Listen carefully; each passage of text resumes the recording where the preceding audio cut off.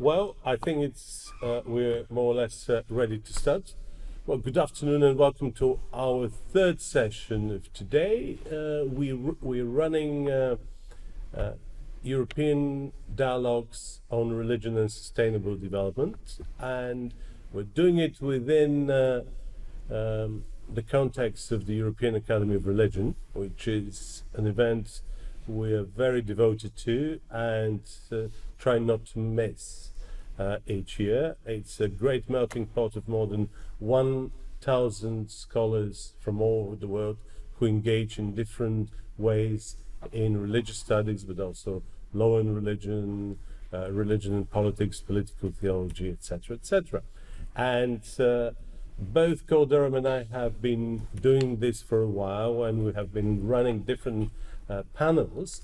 But since the last time the G20 Interfaith Forum hosted the G20 meeting within the margin of the host state Italy in Bologna last September, we decided that we should have more side events and preparatory meetings which would prepare our thinking for the next G20 and indeed for any other forms of policy engagement. So on this occasion, our task is twofold. On the one hand, we have begun our work and thinking in connection with the next G20 in Indonesia, but we have also started to think of what conversations we should have during the UK Ministerial on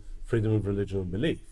And we have been enlisted rather informally, but very kindly by David Burrows, who is the Prime Minister's Deputy Special Envoy on freedom of religion and belief, to start reflecting on a number of things. And one of those is protection of religious sites, religious cultural heritage, and really relating the whole idea of religious cultural heritage with security, sustainable development, human rights, and any angle which may be really helpful, useful, and innovative from policy perspective. So it's about creating new policy spaces.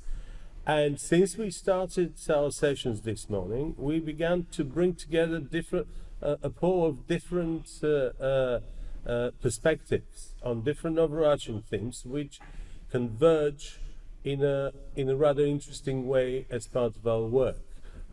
We talked about emerging trends in religion and sustainable development. We related it to the environment. We related it to religion and security and hate speech. And now we will start speaking in more than one session about protection of religious cultural heritage. This is a continuation of a conversation which we have already started and have held in a number of settings. And in a way, this continuation would only reflect the moral of the story, that every time we speak, no matter how long we speak and how differently we approach the topic, we barely scratch the surface. So today we have with us, other than your conveners, Dr. Peter Petkov and Professor Cole Durham, who have been up to no good for many years in the field of law and religion. We have a number of old friends and colleagues. Knox Stems, former State Department official and head of a very important task force dealing with religious minorities in the MENA region. One of the most important mastermind behind several US ministerials on international religious freedom, and a person who has probably worked in virtually every US agency which in one way or another engages with protection of freedom of religion or belief. Ana Jimenez, a career diplomat from Spain. She now works with the UN Alliance of Civilizations, and Ana and I have often engaged in discussing the United Nations Alliance of Civilizations plan of action for safeguarding of places of worship. Michael Wiener, who is a UN diplomat and a prolific musician and composer, who for many years has been with us working and reflecting on the new trajectories of protection of freedom of religion and belief, and occasionally sharing his prolific musical skills in the after hours of long conference sessions. And last but not least, we have with us David Burrows. David and I met only a few months ago, but to our shock and amazement, we managed to do so many things so many things together within the last few months that if someone had told me that I would sign up to do it, I would have never believed him. So what we're going to do in this session, like with all other sessions, that to really invite the speakers in a conversational format to reflect on new emerging challenges as well as opportunities in the protection of religious sites and religious cultural heritage. Different models, different angles, different legal tools, different policy spaces, different perspectives, theoretical as well as practical. We are unlikely to come with any conclusions which are going to save the world in a superhero fashion, but we would certainly hope to be able to build on existing and emerging conversations and continue in a more structured fashion when we meet in London a few weeks from now. So, and may I just kick off this conversation by bringing David Burrows into this. When we met, the first time we met, we had to do a deep dive into talking about protection of religious sites. And I remember that the first time our friend and colleague Cyprus asked me to do it, my reaction was I couldn't be bothered to really work on protection of religious sites during armed conflict, because I feel that the British government, and in fact any government, could do better by focusing on a much bigger and more ambitious picture and linking religious cultural heritage with multiple challenges in peacetime as well as in wartime. David, could you tell us more of how you came into all this and what was your vision for the ministerial and beyond? So I was very involved with an argument around the issue of human trafficking and modern slavery.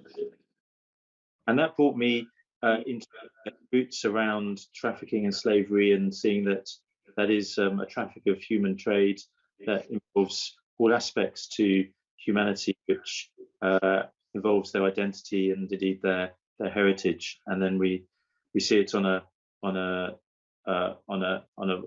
field of armed conflict, but we also see it perniciously in other individual ways of trafficking antiquities and other heritage.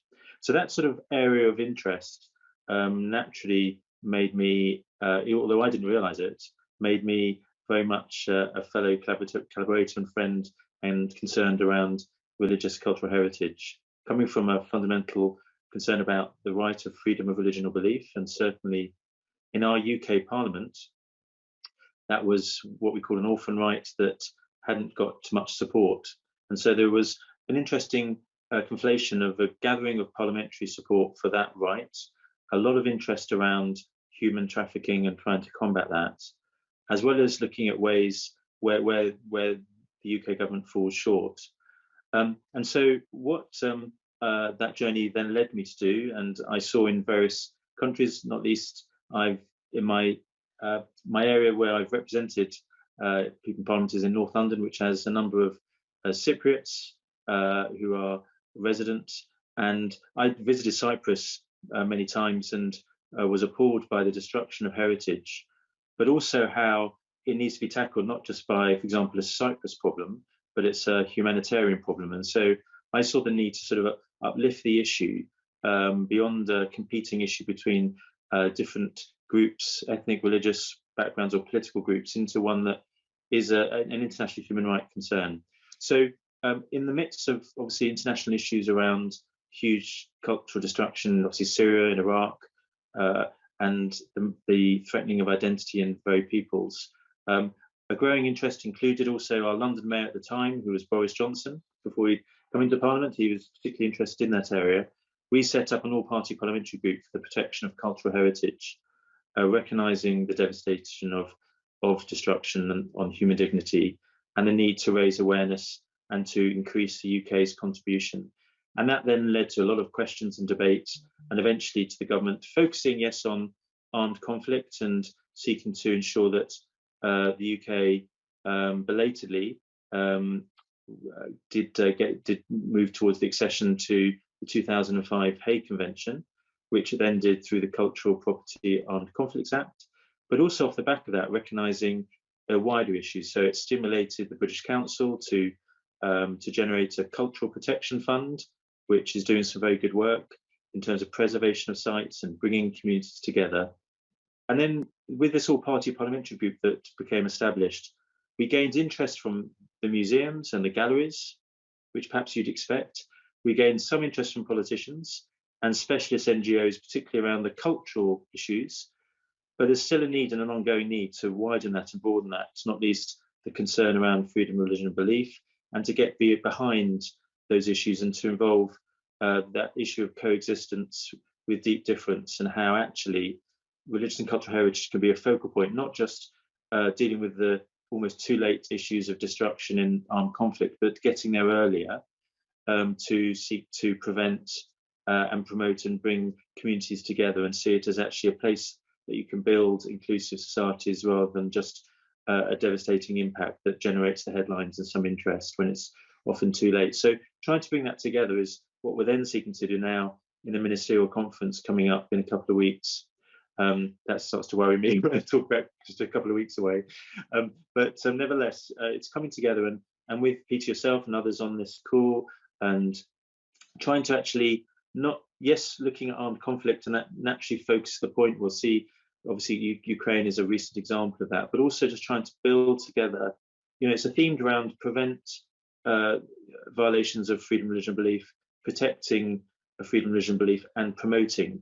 And you can put religious and cultural heritage in all those themes and try and ensure it's not pigeonholed, but it has a breadth and involves those on the ground who are doing such good work to bring community together to help support it, not just as an architectural masterpiece or a place to respect, but also a place for those to go and worship and also manifest others, to respect each other's faith and belief. And so I see it as such a crucial, tangible focus of intangible rights that are so important for bringing together communities and people and respecting that foundational right of freedom, religion, or belief. Is that enough for the moment, Peter? That's my opening salvo, and I'll leave other experts. In many ways, I'm here as very much a lay person amongst experts. So really, yes. So really, I'm here to hear others, because you managed to get me into the panel. I'm used to helping to organise them. So it's great to be here, but I've got a lot to learn from others who are on that journey. I'm also in seducing friends to come and have these conversations endlessly, and it seems that nobody minds. I thought that by now either Anna Jimenez or Knox Stamps or Michael Venus will say, good grief, not another religious cultural heritage panel, but they keep coming, which only suggests that the conversations do work, but also that there is always some new angle which we may explore. Knox, what is your sense? I mean, food security, energy security, the war of Ukraine, the whole thing looks pretty apocalyptic, and policymakers seem to be getting a little bit obsessed about protection of religious cultural heritage. About 10 years ago, when I started writing on legal protection of holy sites, everybody thought that I'm mad and this is a non-starter. And at some point I started questioning in myself whether it's really worth moving in this direction. Now it has become mainstream. It's almost become a policy priority. But what do you make of it? Clearly, there are more critical things, more important things. Why do policymakers have the energy to even think about legal protection of religious cultural heritage? Well, it's great to be here. And Peter, whenever you call, I show up. So thanks for putting this panel together. And it's great to be with friends who've been working on these issues and their different capacities. Because I think this is an interesting issue because it can be a sort of common ground for a lot of different groups who normally don't interact, but have, for various reasons, a common goal of wanting to preserve tangible and intangible cultural heritage. I think my journey began in this. It's just I love history. I studied history in college and university, but when I was working at the State Department in the special envoy role, my first trip was to Iraq, and this was during the ISIS occupation of Mosul and Sinjar and much of the Nineveh Plains. And we went to the ancient Christian town of Al-Kosh, which was the one Christian town that the ISIS wave had not swept over. And it was a remarkable experience because we visited the tomb of the prophet Nahum, the Old Testament prophet, the Jewish prophet, who in the book, in the Bible, talks about he looked out from the hills of down to the Nineveh Plains, and we were in those same hills. And you had this tomb of a Jewish prophet that the tomb was being taken care of by an Iraqi Christian family, and protection was being provided by Sunni Muslim Kurds. And it was such a powerful moment to realize, like, this was the Iraq we were trying to protect. This was what we were trying to preserve and reestablish. And this is going to be the best way to defeat ISIS long term, enabling communities to cross religious and ethnic lines to preserve their common and shared heritage. So that started a series of conversations with the State Department. I went to UNESCO, went to the Smithsonian Institution, just to ask, how are you engaging religious communities in the work of preservation? Are they your partners? And I got a lot of quizzical looks, and the best response that represented so many was from a well-meaning UNESCO expert who just paused and looked at me and said, "That's a great idea." It just never occurred to so many to try to train religious communities to make them partners in the preservation work, because they're the ones who venerate these places. They're the ones who travel to them, that incorporate them in their daily or weekly religious practices. So we were able to fund out of our office the Smithsonian Institution doing a training for religious communities in northern Iraq on sort of basics of preservation. And it was hugely popular, both from the religious communities and from the heritage preservationist community, because they realized they have a lot of common goals, or common end goals. Their motivations are very different, but their end state is the same that they're trying to achieve. We were able to bring that into the ministerial meetings in Washington. We did a spin-off regional meeting with the Moroccans. We recruited them to host a regional meeting on cultural heritage preservation of religious minority sites because of their tremendous work to preserve the Jewish legacy of Jewish Moroccans that has sadly faded away. But they've preserved synagogues and cemeteries, and are now have introduced it into their curriculum to teach Moroccan youth about this multicultural past. So the two issues that I'm sort of looking at now, that I now enjoy freedom of speech outside of government, is one, this question of how do we do more to bring religious communities who venerate or use historic sites or have unique cultures that are worthy of preservation closer to the preservationist world, so there can be synergies and they can just be brought into that effort. But then also thinking about cultural heritage preservation as a new pathway to talk about issues of freedom of religion or belief. I think we've all experienced that when you go into a conservative society and you start quoting the Universal Declaration of Human Rights or the ICCPR, you know, for many governments or many religious actors, these are alien documents. These are imposed upon them from the outside. But I think cultural heritage sites are often monuments to a past diversity that usually doesn't exist anymore. but it's part of their narrative. So how can we start thinking about using religious sites, cultural heritage sites that are evidence of a past diversity to talk about how people live together? It was never perfect. There was often this impulse of the conqueror to build their religious site on top of the conquered. But at the same time, there was a great degree of diversity that is often absent today.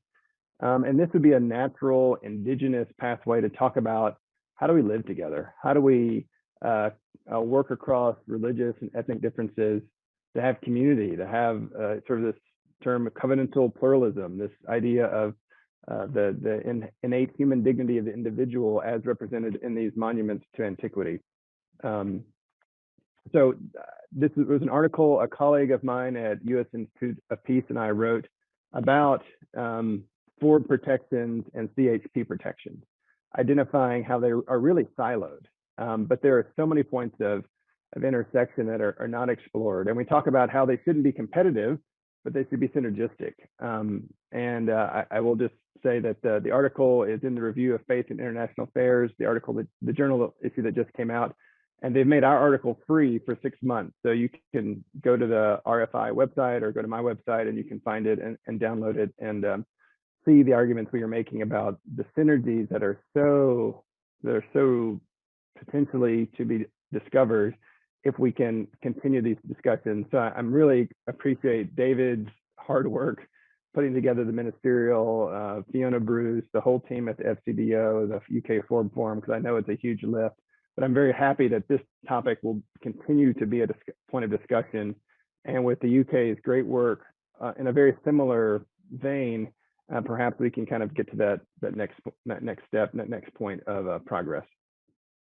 Great. And one of the best news about the UK Ministerial is that Anna Jimenez is actually coming to London.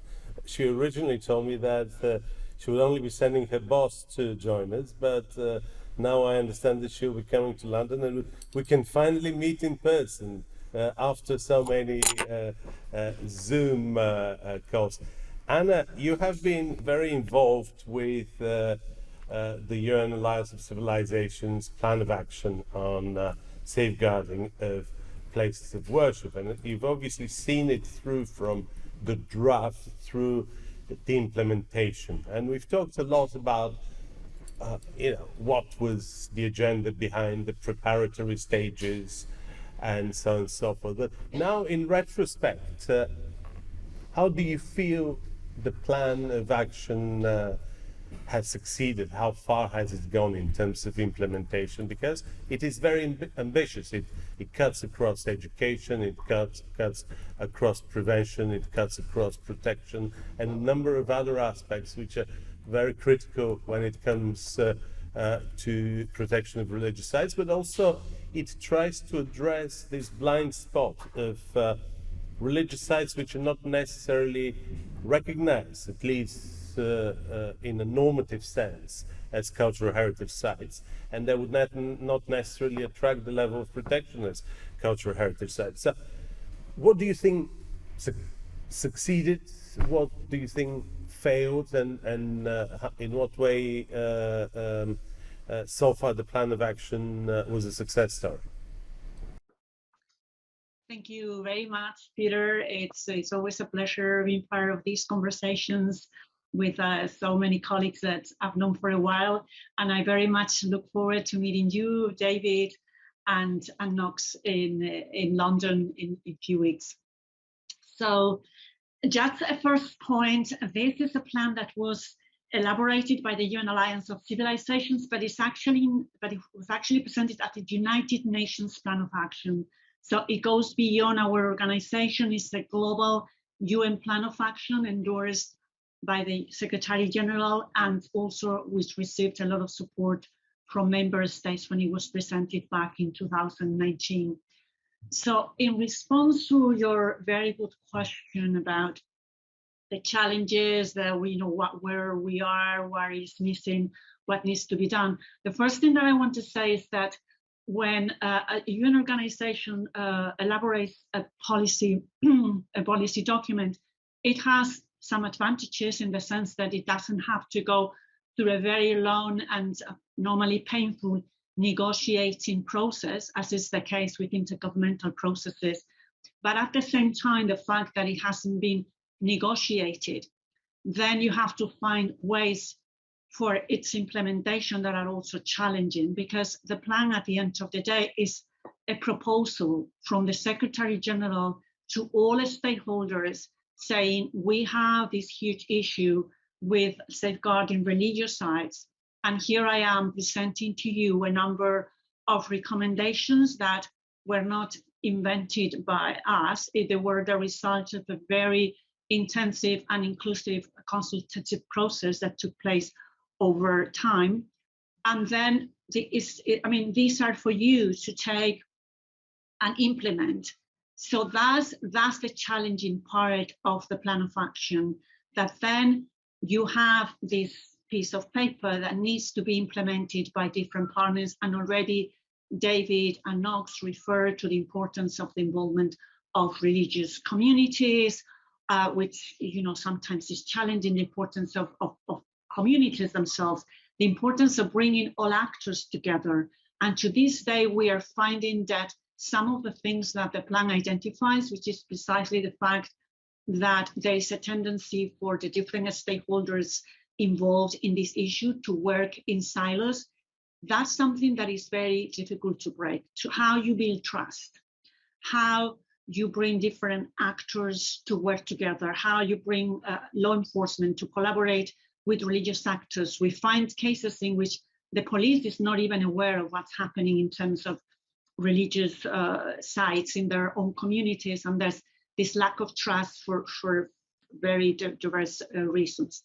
So that's a huge issue for us, is to find concrete opportunities for collaboration with member states, with religious communities, with civil society organizations, with everyone that has a say in the protection of religious sites in different ways. And as you said, Peter, we go beyond the cultural heritage protection. The plan really addresses religious sites in a very wide sense. We avoided including a definition of religious sites because we thought that, as happens often with definitions, that was going to maybe steer the process in a direction that was not going to be very helpful, and people were going to get stuck into the definition. So we sort of slide over the definition, but it's obvious from the plan that it has a very kind of comprehensive and wide approach to what religious sites are.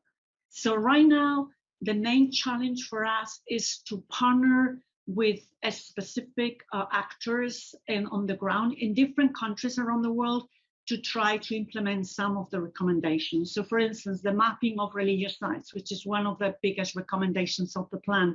We are working on a pilot phase with countries around the world. So far, the web maps for Sweden, for Argentina, and Burkina Faso are in the pipeline.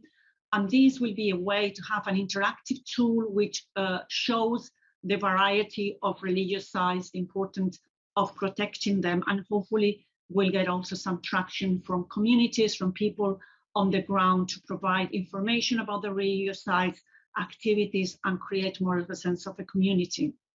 We are also working with our colleagues in the UN Counterterrorism Office on a global program on vulnerable targets, which includes religious sites. And again, we already have a number of beneficiary countries, and there was a mission to Tunisia a couple of weeks ago. There's another mission to Togo next week. And in those missions, we work with the national authorities on action plans on vulnerable targets. And if there is an interest in the protection of religious sites, we are ready to offer the recommendations contained in the plan and see.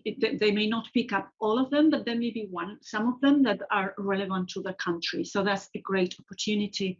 And we are also working very closely with civil society organizations in a very interesting initiative in the European Union context, which is a program for the at-risk religious sites in 7 pilot countries in the European Union.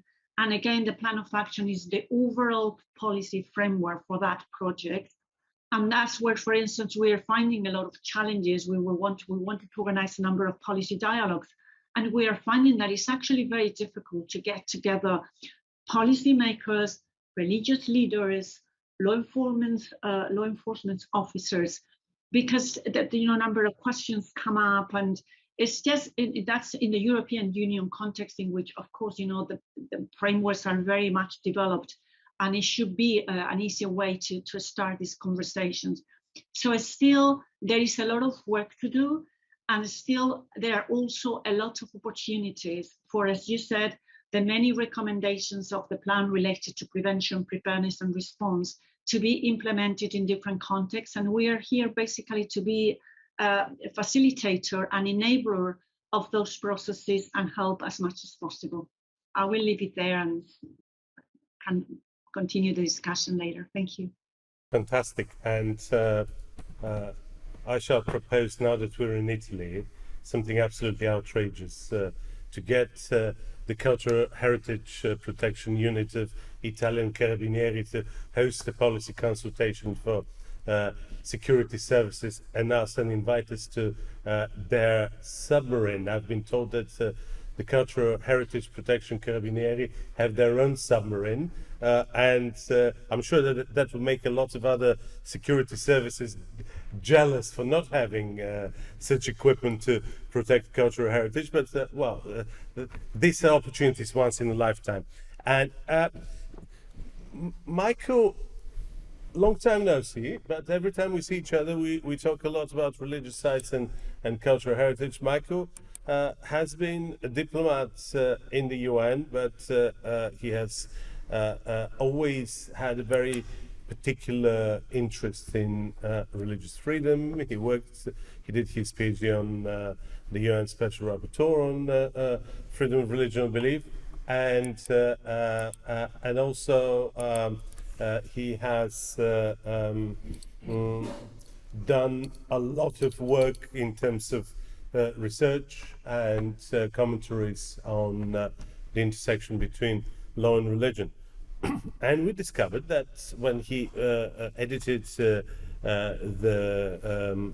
large volume published by the UN on the Declaration for Elimination of All Forms of Discrimination based on freedom of religion and belief, that he has written the commentary on places of worship. So since then, we have kept going back to this conversation, and this is why I have invited him for this conversation today, as I often do for any other conversations we may decide to have on this topic.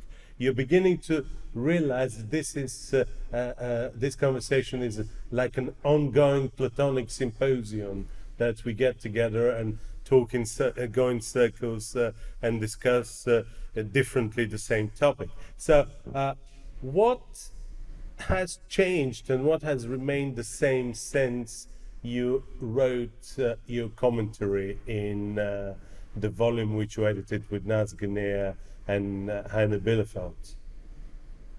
Many thanks, Peter. And also just to clarify that I'm currently on UN sabbatical leave. So I'm currently just wearing my academic hat anyway. This is also very much focusing on related topics on the right to peace and conscientious objection to military service. So at least some links are there also to this specific topic we're discussing today. So to your question, I mean, I'm afraid that most of the legal challenges that we identified in 2016 for the OUP commentary still remain, or are even in a more severe and more pronounced form.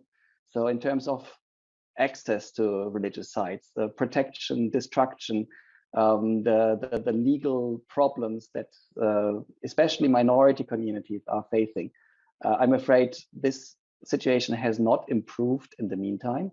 And I think the main intervening change in 2019, as Anna was already mentioning, is this UN Plan of Action, which has very detailed and concrete points, trying to also fix what both David and Knox were already mentioning.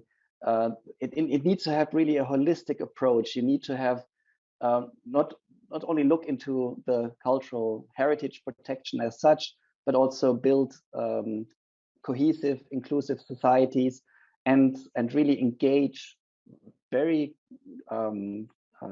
profoundly with the various religious or belief communities.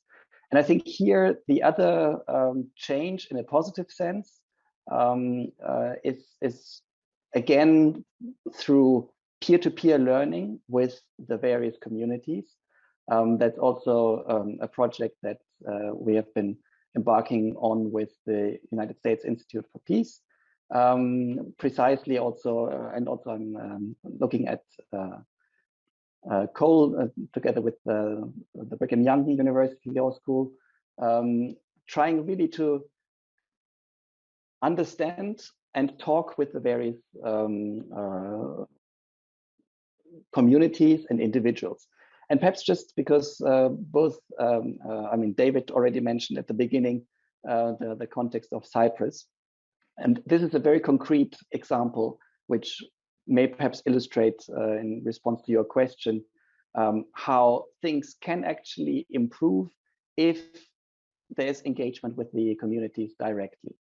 I mean, also Heiner Bielefeld, the former special rapporteur on freedom of religion or belief, when he visited Cyprus 10 years ago, he clarified that the Cyprus conflict is not a religious conflict, but obviously at the same time, you have a very pronounced implication and adverse consequences for the various religious communities through also the division of the island. And this is very concrete by Christians, for example, not having access to their churches and other religious sites, cemeteries, and so on in the northern part of the island. And then conversely, you have also problems, for example, in terms of pilgrimages to the Hala Sultan Tekke in the southern part, where many Muslims couldn't actually go on these pilgrimages, very concretely. And through the now decade-long engagement by the religious track of the Cyprus peace process, with whom we have been partnering for the last 8-9 years now, the engagement with the various religious leaders and also faith-based actors has really changed very concretely also when it comes to places of worship. So you had derelict churches, or I mean, really in a very bad shape when we visited them during the Special Rapporteur's mission, being then also very symbolically also then cleaned up by the various communities, or engagement so that the pilgrimages were actually possible for Muslims from the north, and that also a stop-listed bishop was able to go to the north himself. And just the last very concrete example I wanted to give again from the Cyprus context, which I think unfortunately really explains this siloed approach between cultural heritage protection and freedom of religion or belief. There's an Armenian church in the northern part of Nicosia, which was built or rebuilt, reconstructed with millions of US dollars. But somehow the international community did not really address what happens once the church has been rebuilt.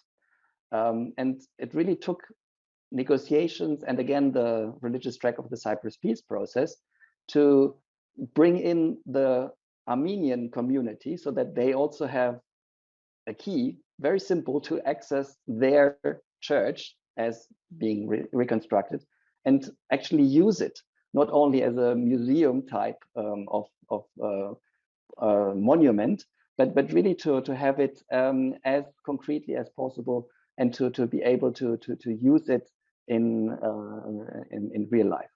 The last point I wanted to mention here again as a relatively recent development, the minority angle of it. There's a obviously pronounced religious or belief minority component to it.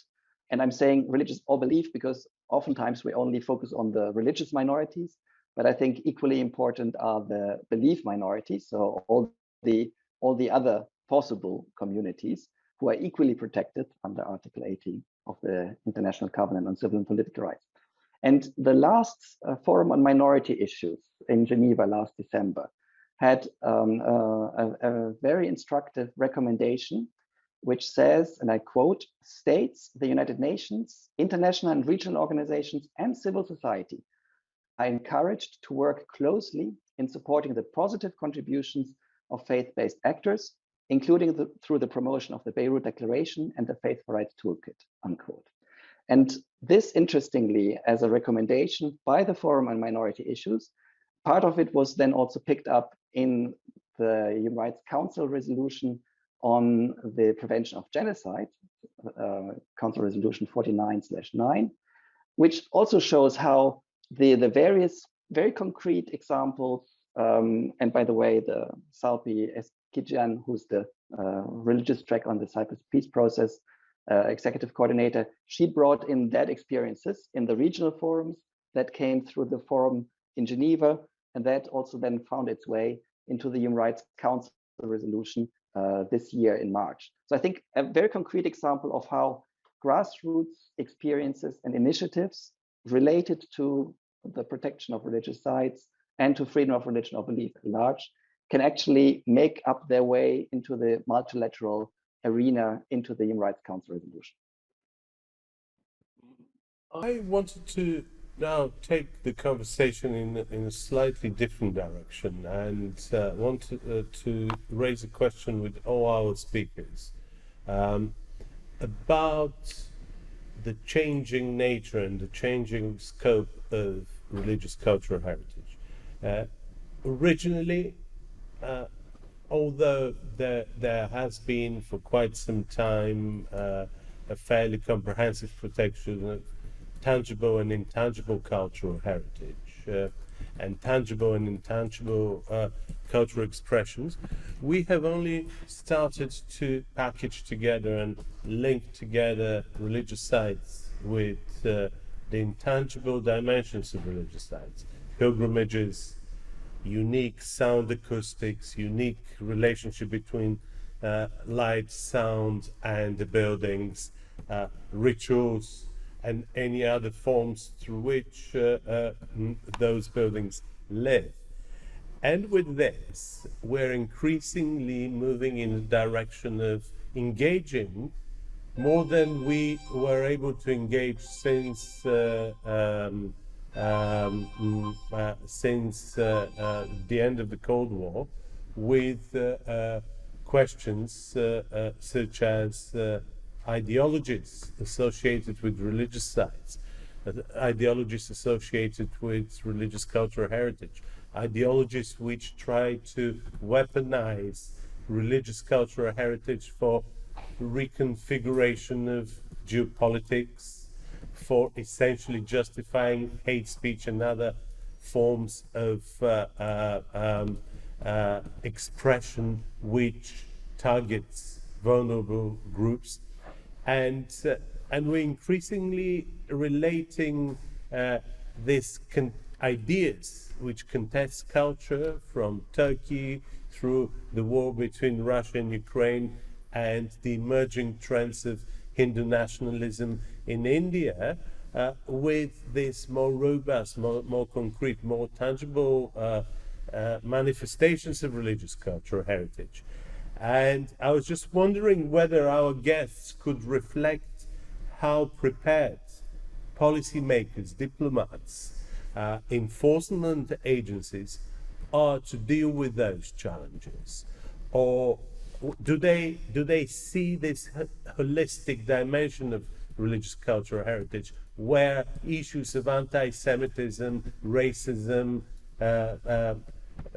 discrimination on grounds of gender and hate speech also relate to other aspects of protection, and whether the protection of the places sometimes, and a particular strategy for the protection of places sometimes justifies some of the most appalling forms of expression in the public sphere, targeting and justifying the targeting of vulnerable minorities.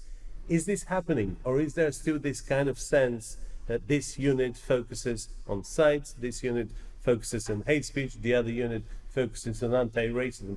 Do you get the sense that at the policy-making level there is an understanding and at least willingness to really try to connect those dots and really connect tangible with intangible and different dimensions which religious cultural heritage presents, but also the challenges and the dangers which sometimes remain hidden over disputes and issues relating to buildings. David, shall we start with you again? Yeah, thanks. I love your questions.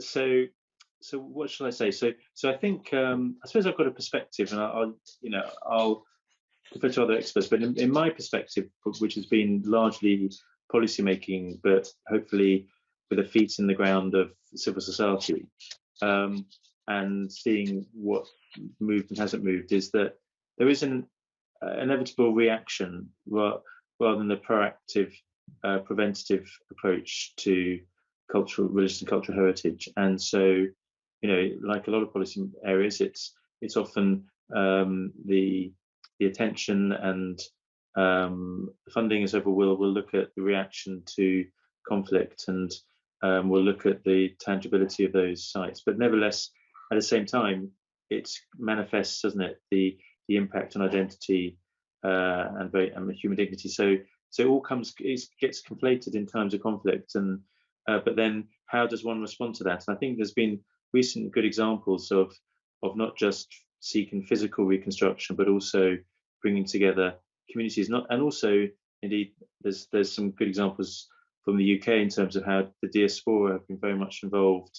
The diaspora who've had to flee and are refuge have been very much involved in building together putting back together their history and identity for the sake of everyone. So I think it's I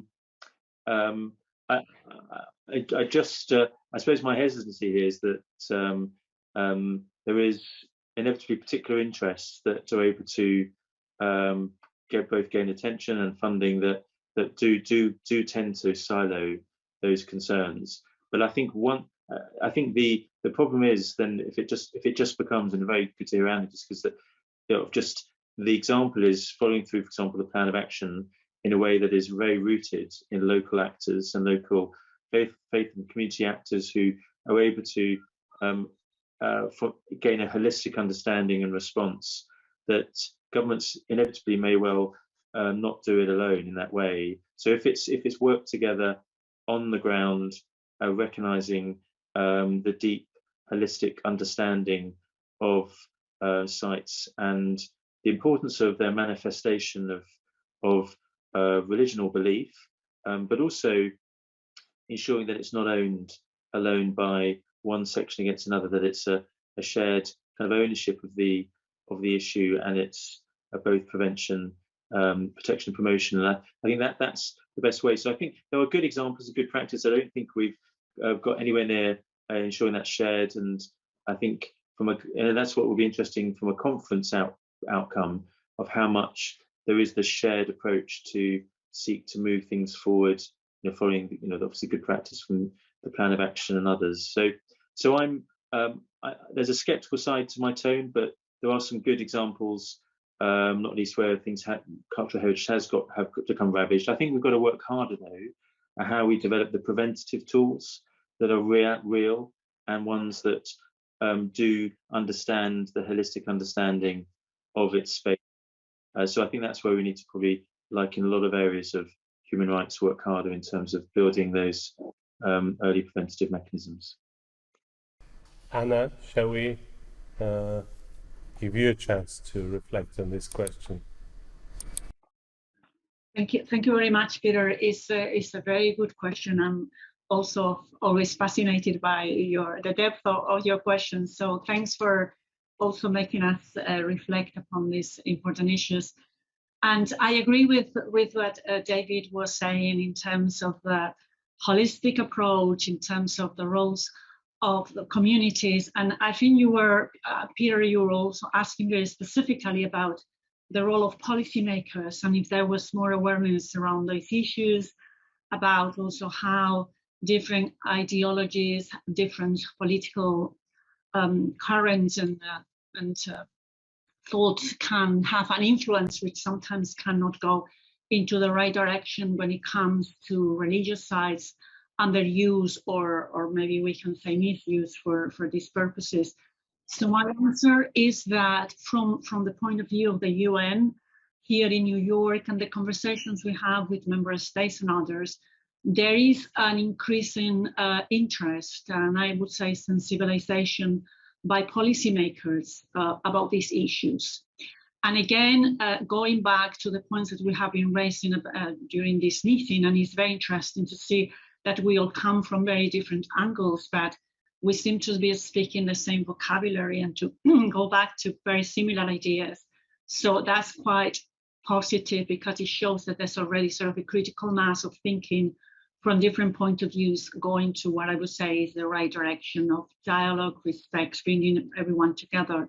So from our side, what we would like to do is finally to have this global conference that the Plan of Action talks about. That's one of the main points to take forward the plan, which hasn't happened yet because of the pandemic, because the High Representative was adamant to have this conference in person. Like, I think we have exhausted at some point the potential of these meetings, which are online meetings, which are obviously very useful to elicit thinking and conversations, but there's something about what we are discussing today that really requires a lot of, the main conversation in a room, and then all these very productive side conversations that take place when different people come together and can have more informal contacts and conversations in that context. So we have been thinking about this global conference, giving it some thought. Now that the health conditions seem to be more positive, and hopefully they will stay that way, that's something also that the High Representative is very keen to think again. We had some interest from some member states about hosting the conference. We also have our own ideas. And again, I think that will be the ideal opportunity to really shape this holistic approach that we have been discussing.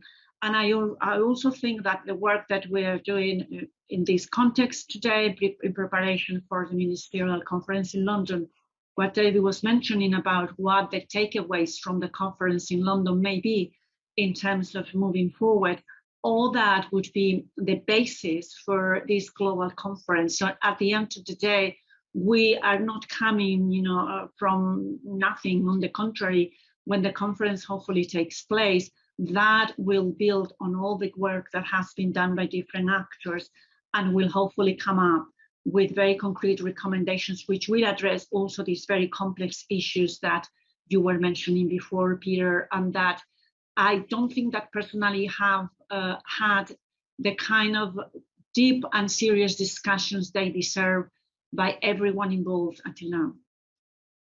Thank you. Knox, over to you. Certainly, there's a problem of silos in a big bureaucracy like the State Department. That was part of our journey in getting involved in this from the Office of International Religious Freedom, finding out and meeting and forming partnerships with just other offices in the State Department. There's a special bureau, a special department on cultural heritage preservation. They'd never had any interaction with any human rights office, let alone one on religious freedom. So it took some time to assure them that our goals weren't to, build new evangelical churches in Iraq, but rather restore ancient worship sites that are very meaningful to the communities that have been targeted by ISIS.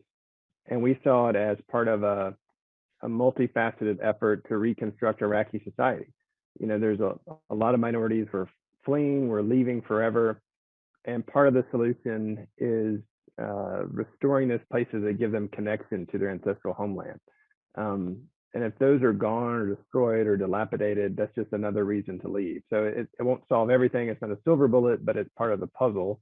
It's an important piece of the puzzle in trying to reconstruct Iraq. So that was how we talked about it with the Cultural Heritage Office.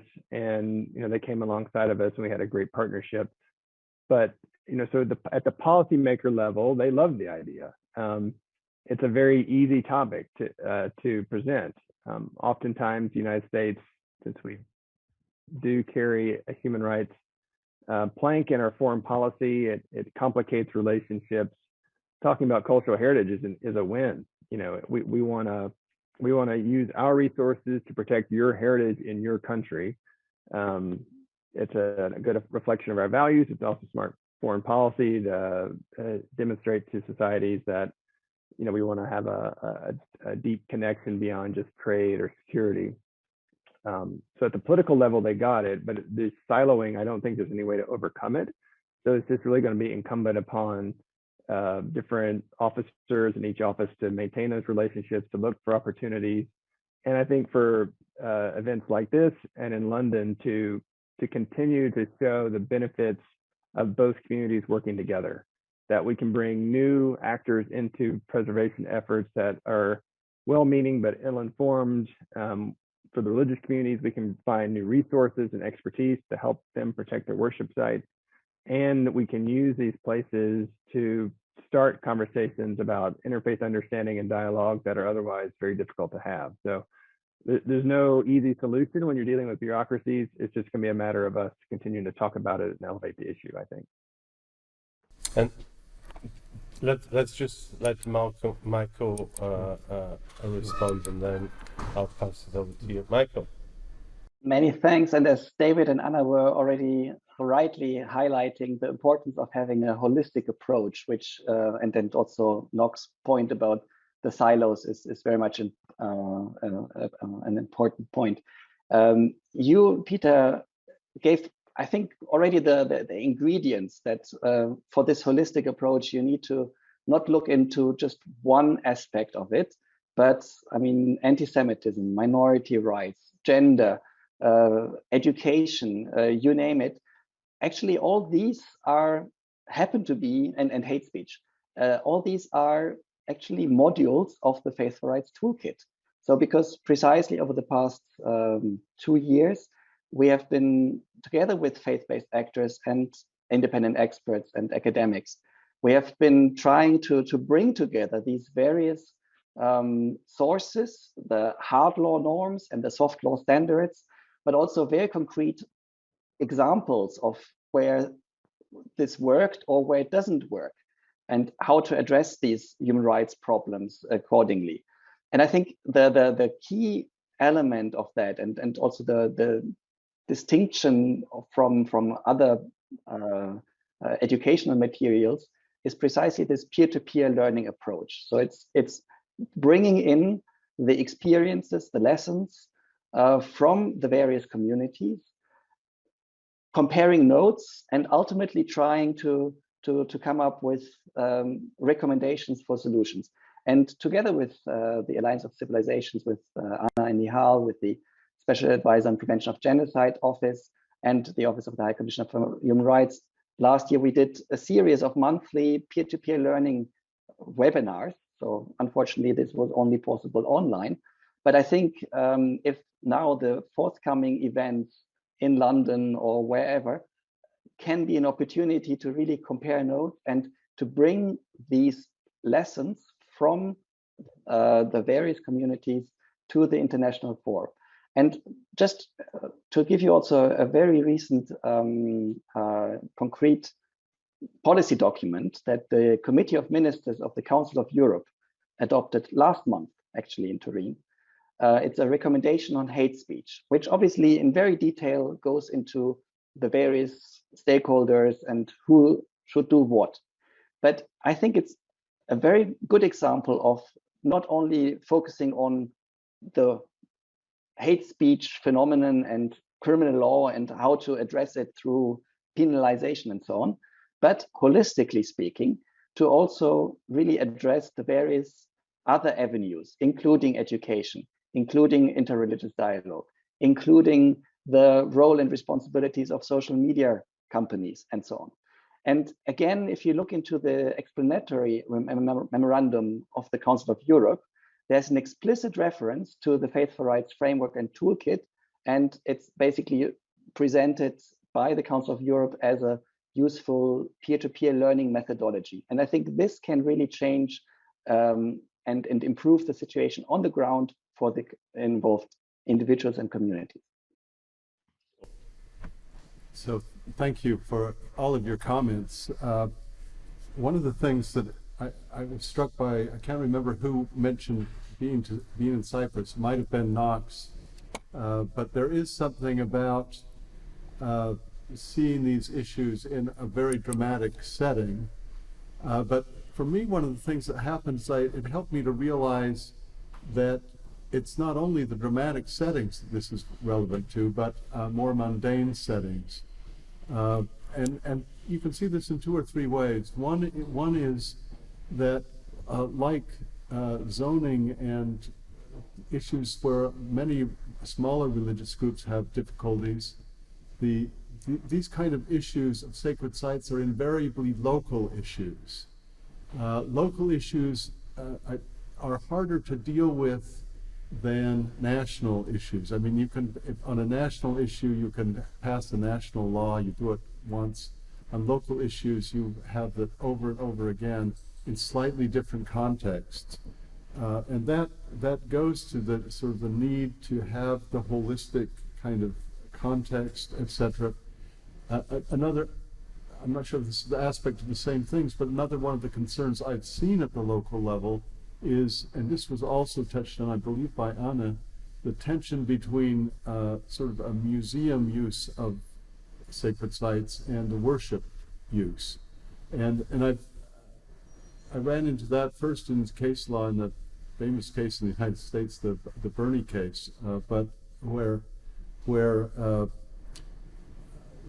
if you looked at the briefs in at the Supreme Court level in the case, the city planner people had one kind of concern, and the religious freedom people had a concern that the people were not able to have worship in their building. But that can be a complicated local issue. I know in the United States, for example, landmarking is a wonderful process for preserving historical landmarks, but it can also be a real problem for religious communities who don't want to pay for who face different financial problems if they can't have flexibility in using their worship services the way they want. So I guess my question is, as you look at this internationally, we've talked about siloing, but how do you bridge getting to the local problem? How do you bridge making sure that it's protecting all the stakeholders at the local level? Shall we do it one after another? Knox, would you like to start? That's a great question. I think that's where the rubber really meets the road on this work is at the community neighborhood level. How do we do this? Egypt has very quietly restored synagogues and protected them in Cairo and different cities. They don't like to talk about it because it raises complicated, politics of the neighborhood.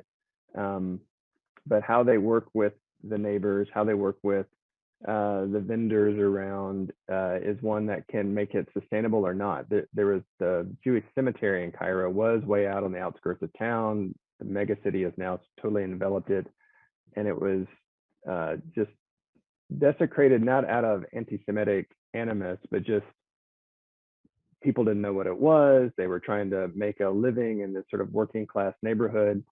And so, we were trying to encourage the Egyptian government to work with the neighbors to push the vendors back, to preserve the tombstones on the inside. And the Egyptian government, being the Egyptian government, just went in there and kicked everybody out and closed down their stalls and didn't give them. There was no community engagement. So it's one of the worst examples of this kind of preservation efforts.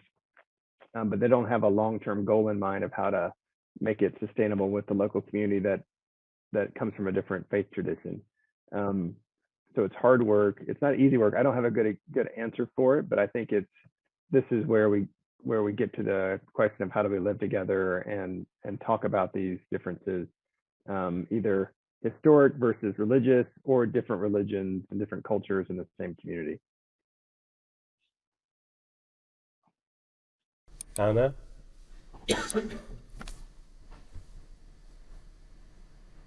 So again, I think that from our side, we come to that issue from the preventive side of things in the UN Plan of Action.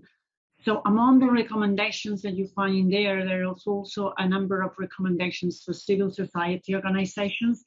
We think that more engagement from the local level at that point can be very, very good. And there's also an encouragement for religious leaders to also have conversations with their own communities, greater involvement of women in all those conversations, which we think is also can bring a very interesting angle to the dialogue. And as Nox said, I mean, there's not a perfect solution, there's not a silver bullet, but it's a question of building trust, of opening up conversations that are not happening in many countries of the world through the preventive angle, which is also very important, because at the end of the day, what we are trying to do with all these issues is to start to have action at the stage in which all incidents and tensions can be dealt with before they escalate to a degree which complicates them and brings it to another level and gets other actors involved. So I guess let's see, David. Yeah, thanks so much. And we're ferociously agreeing with one another in many ways, but I think the challenge is to very much link in, obviously, with local communities, local leaders, and the wider community. I think we talked a lot about Cyprus, and Cyprus is a good and a bad example of this, because they've particularly when they've worked in bi-communal projects to folk who've been involved in actually some of the technical expertise as well, not just others coming in imposing their expertise, but actually working at part of that sort of coming together expertise on a bi-communal basis is when it's worked well, and there's been some of the good things that are going on in Cyprus. But also you then need the challenge of what next, for it not to become just a museum piece, or that it just then the manifestation of that right to freedom of religion and belief is then it's always the Holy Grail, but it's one to just trying to bring through to one where there isn't then any sectarianism or ownership, that it becomes a genuine place of freedom to worship, and also one that's shared and supported by others.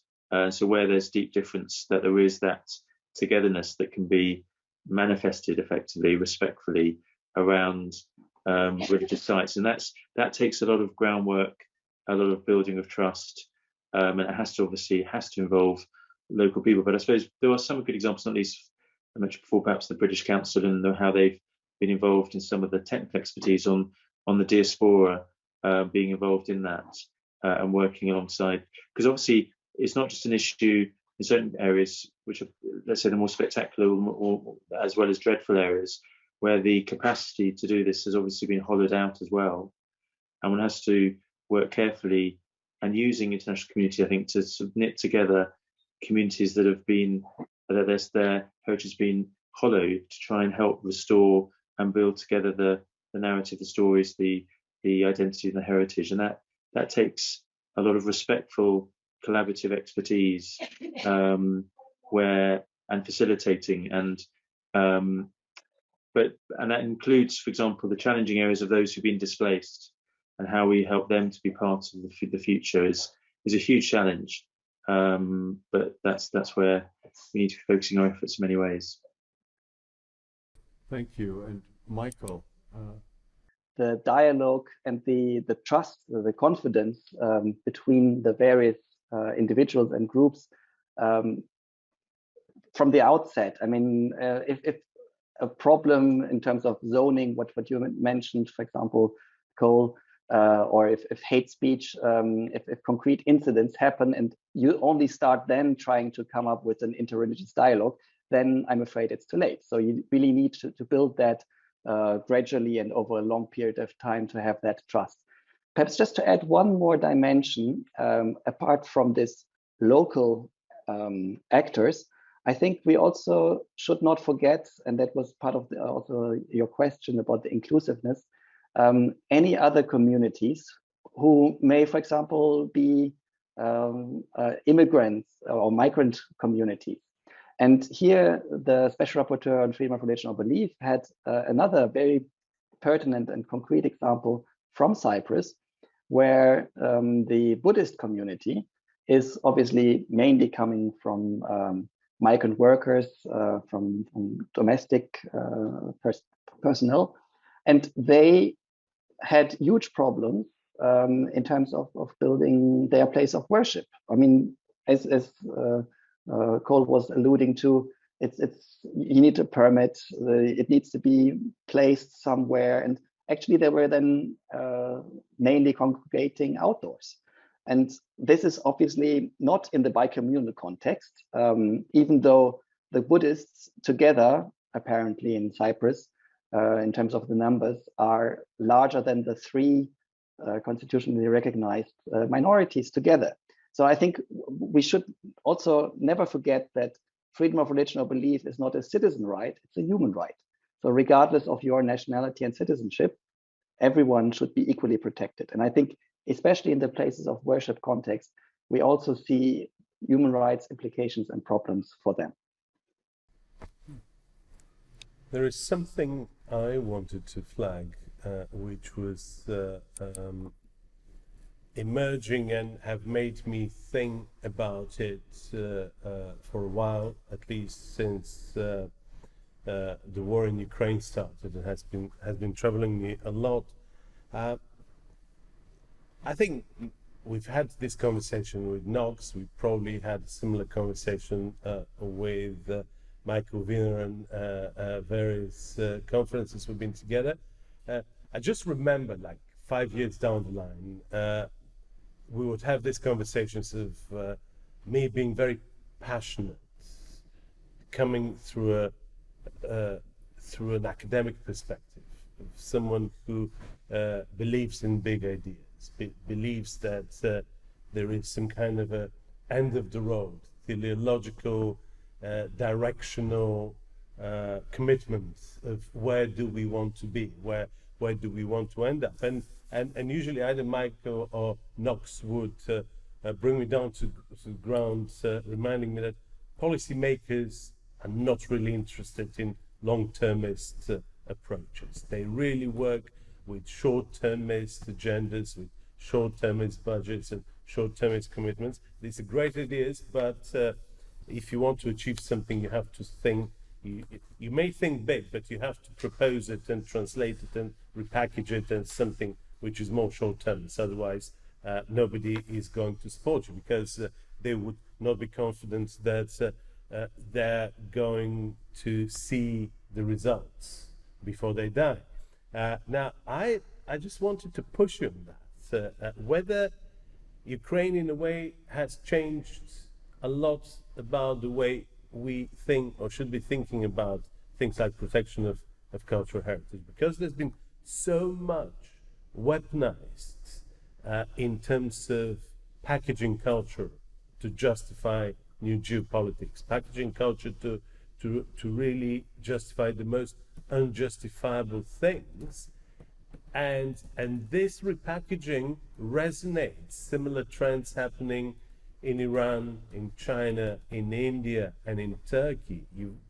To name a few, you've got governments spending a lot of money to restore temples, churches, but just to keep them as state foundations where the state permits the indigenous religious communities to use them when the state chooses to do so.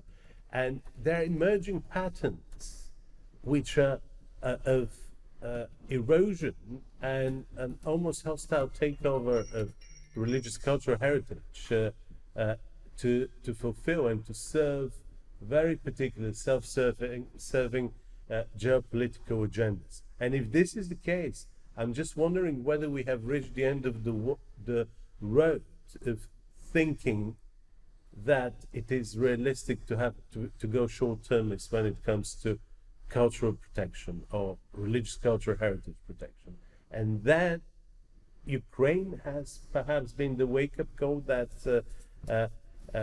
taking culture seriously, protecting it seriously, is increasingly becoming part of the existential survival of the Western world as we know it. And unless we take culture seriously, its protection seriously, we would never be in a position to create the powerful counter narratives which would essentially make cheap theologies or a political repackaging of religion to justify the most unjustifiable policies less possible and eventually impossible. So, am I still dreaming in my academic ivory towers, or would you agree with me that something very big has changed and we can no longer tactically simply contribute to the rebuilding of a few churches in Iraq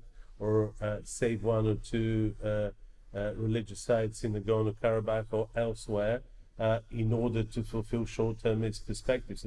Do you think that we're likely to see in the next 10 years a really long-term commitment to religious cultural heritage precisely as a process of recalibrating the psyche of the Western Hemisphere in terms of its own identity? Knox?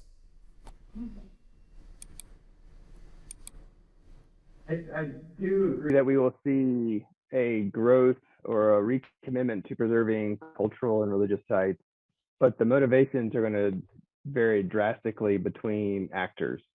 And I was just, as you were talking, I was just thinking about it. It's been almost exactly 2 years since President Erdogan rechristened the Hagia Sophia as a mosque, and then just 2 weeks after that, Prime Minister Modi in India laid the foundation stone for a new temple to Lord Ram on the site of the Ayodhya Mosque.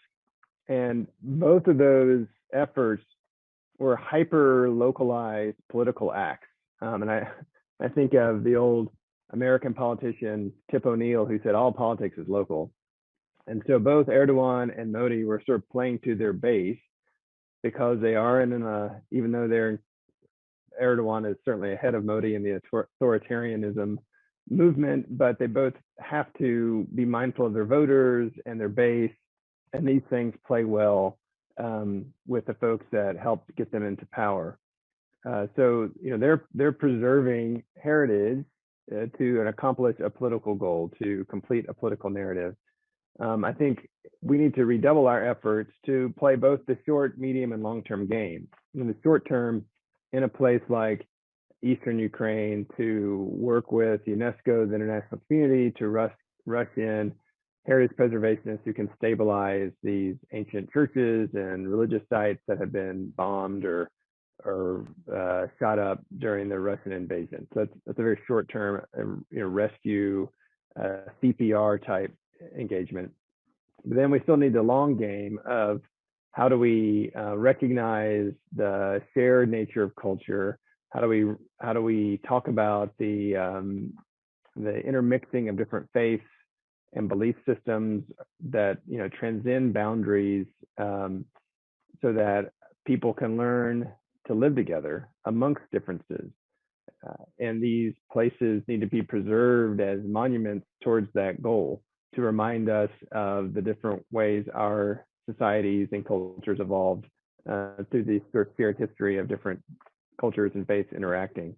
But I think we have to be, again, mindful of the time horizon for an elected politician is just their term in office and maybe a second term.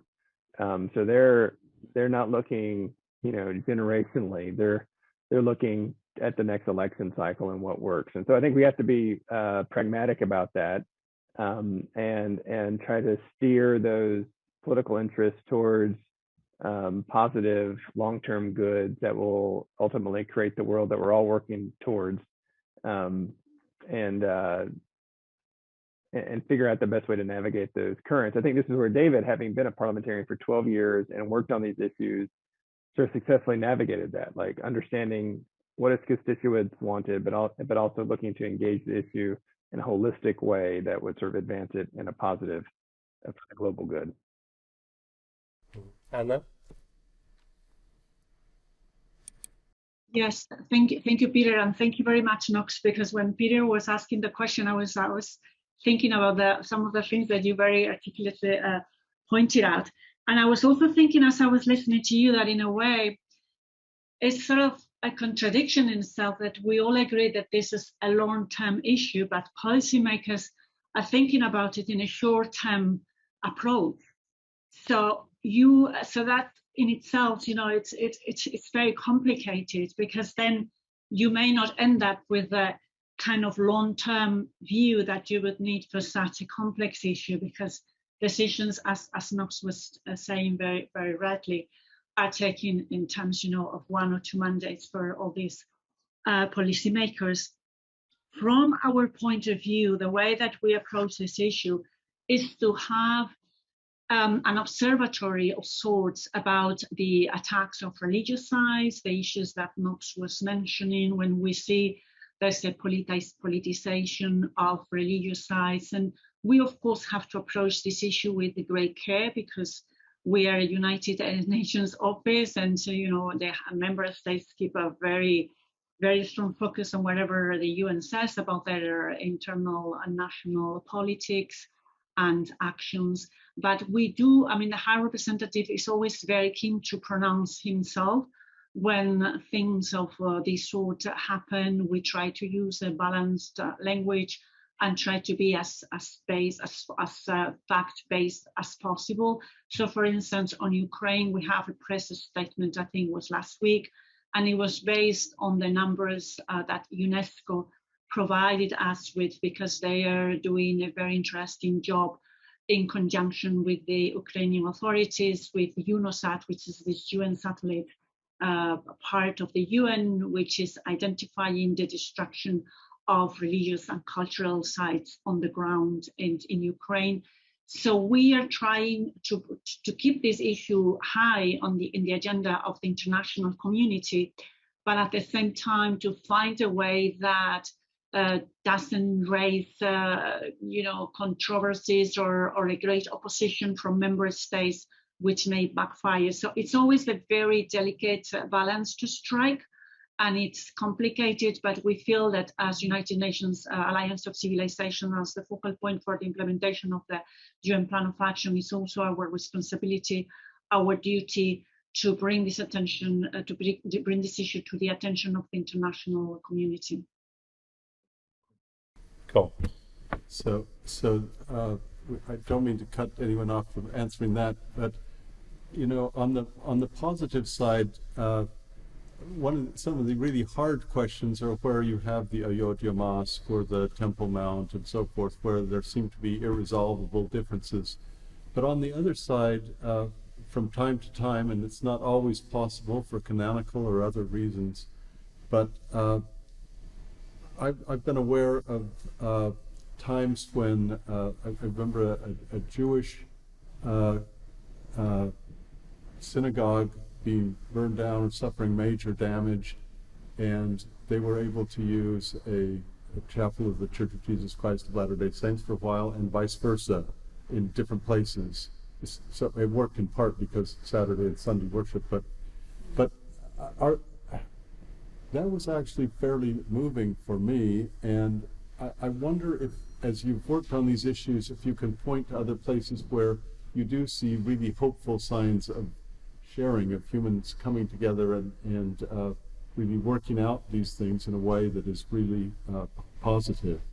Not the same context as you just mentioned, Cole, but also very recent, and that happened actually in Berlin a bit more than a year ago in the COVID-19 context. And there, in terms of restrictions for a Muslim community in Berlin, if they couldn't use their place of worship very concretely because of the sanitary restrictions. And a Christian church actually then opened its doors for the Muslim congregation to be able to meet and pray in the COVID-19 context. And I think also the High Commission for Human Rights used this example in one of the peer-to-peer learning exercises. And I think it's so important and compelling because it opened also not only the doors, but also the ways of communicating. And for example, the Protestant pastor was a woman. So merely having a woman pastor then communicating and also opening and inviting the Muslim community into the church, and then also facilitating the exchange between the people, really made a difference. And it's again at the local level that's where these examples come up and really work. But they then also could inspire also beyond the COVID-19 context, obviously, for additional cooperation. And one of the things I came across while working on a project for the Church Commissioners of the Church of England were these rather interesting idiosyncratic ways of handling churches which are no longer in use and are transferred under the umbrella of the Church's Preservation Trust.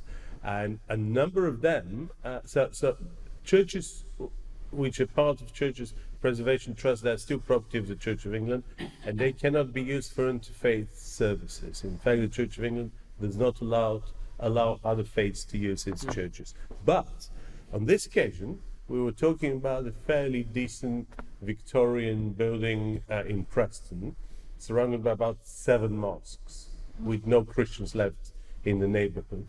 And but none of those mosques had a community hall where they could meet, have coffee, and have receptions during festive days. So they obviously reached an agreement that the Muslim congregations could use the church, not as a church, but as a community hall. And the fact that a Christian building has been given to them for this purpose was a major game changer. They were extremely moved. And it was a win-win situation. So there are a lot of those kind of pretty much grassroots things which are happening, which make an incredible difference. And going back to Cole's example, I was just wondering whether the Jewish congregation tried to corrupt the LDS with ice cream or something to let them in. Ice cream would not have been a problem. That would have been a good inducement. It's the wine and the cigars, Peter, that wouldn't have worked. So for me, for all the years I've known Cole, I've been trying to work out what makes the LDS people rock. So it's clearly not alcohol, not coffee, not tobacco. And one day I discovered it's the ice cream, which reminds me that this meeting has come to an end, and now have to fulfill another obligation and take Cole and my guests to share something which is almost a borderline intangible religious cultural heritage, which is gelato, which we're going to procure from a very exquisite Sicilian gelateria around the corner. It has been great having you. It's been very special, even though we would have rather had you here in person, but hopefully this will kind of inspire you for the next European Academy of Religion. We're going to continue this conversation, deep dive conversation on religious culture heritage tomorrow. The time difference is going to be prohibitive for Knox and Anna, but we're going to record everything. And if you have the energy, you're welcome to zoom in for some of the sessions which are going to be broadcasted in the hybrid format. Well, thank you for being with us. To be continued, and I look forward to seeing some of you in person in London in a couple of weeks. Bye-bye. Thank you.